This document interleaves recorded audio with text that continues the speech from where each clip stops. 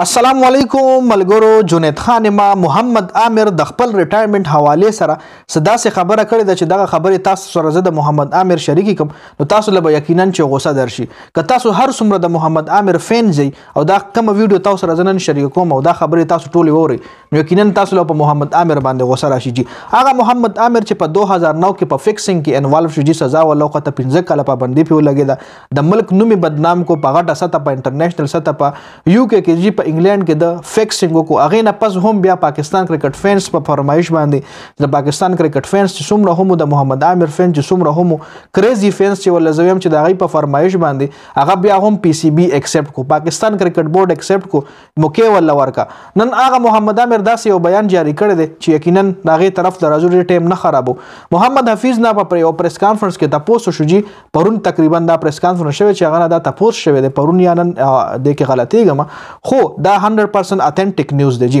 هغه تاسو چې محمد عامر حواله سره تاسو لکه محمد حفیظ لاله ډي PCB کې غټي هدي ملو دي چې محمد عامر به تاسو ټیم تراولای کنه محمد حفیظ ولوي محمد عامر پسې ما خپل ځاني په خپل پرسنلی کال کړی دی چې ته خپل ریټایرمنټ واپس واخله او د پاکستان چې کوم ډومېسټک کرکټ ته دا جوائن کا ډومېسټک کرکټ کې گیم وکا او دستا ټیم ته راوستل زما کار دی تا به ټیم ته ضرور راولم جی تا به زه یو ځل چانس بیا در کوم خو مال محمد عامر وی چې نه زما 2 کاله مخکې ما دا فیصله ایستلی و چې کله ما پاکستان کرکټ ټیم نه خپل ریټایرمنټ اعلان وکړ هغه کې ما دا فیصله ایستلی و چې بس ته زه نور پاکستان کرکټ ټیم لګیم نه کوم زه به خپل فوکس صرف په انټرنیشنل لیګ باندې ساتم. انټرنیشنل لیګز مطلب څه شي شو BPL Sri Lanka Premier League Bangladesh Premier League Big bash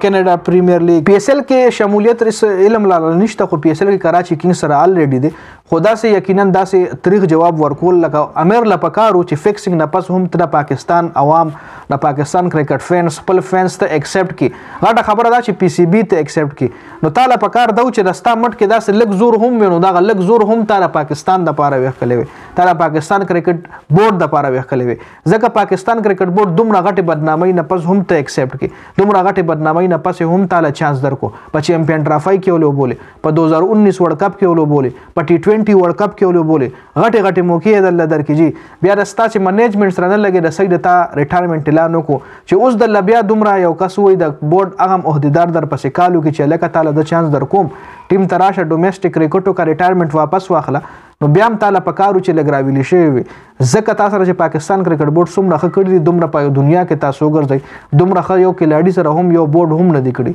تاسو له بزه د انډیا مثال بدل د انډیا د سریسان در کم په انټرنیټ باندې سرچ کوي ډیر ښه بالر جی د انډیا یو ډیر ښه بالر سریسان تی نوم تقریبا یس هغه په یو فکسینګ کې انوالو شو دا نوم نشان د IPL نه سکه چې بيخي د هر د انټرنیشنل کرکټ نه سکه چې د IPL نه د لیګونو نه بيخي دا نوم او نشان ختم دي دا ډیر فکسران دي چې کله فکسینګ کړي دا غي ملک ولا بيخي غي کیریئر تباہ کړي دي او محمد عامر وی چې لکه کرکټ فینز وی د محمد عامر فینز وی چې محمد عامر نه غلطي شوی د سلمان بټ په وجه باندې سلمان بټ او محمد آصف سینیئر کلاډیانو دا وړو کې ماشوم مپوی نه شو غلطي تو شو موقع ولا ورکای چانس ولا ملو شو جی په اهم ټورنمنټو کې په ICC ایونټس کې درې ICC ایونټس غولوبل 2016 T20 کپ ولوبولو